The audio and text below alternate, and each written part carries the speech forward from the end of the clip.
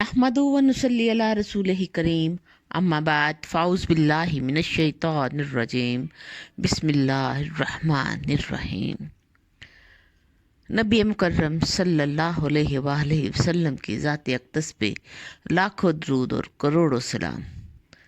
आपके यारे गार सैयदना अबू बकर सदीक रज़ी अल्लाह तआला को जब इस दुनिया फ़ानी से रुखसत हुए तो उनके बारे में उम्मुल मोमिनीन हज़रत सैयदा आयशा सदीक़ा फरमाती हैं कि हज़रत सैयदना अबू बकर सदीक की तबीयत ज़्यादा नासाज हो गई तो आप रज़ी अल्लाह ताला ने पूछा कि आज कौन सा दिन है।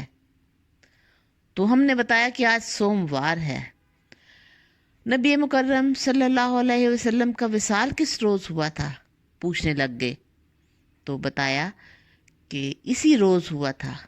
फिर कहने लगे कि हमारी बात सुन लो, मुझे भी आज रात ही की तवक्को है। फिर पूछा कि हुजूर नबी करीम सल्लल्लाहु अलैहि वसल्लम को कफन किन कपड़ों में दिया गया था।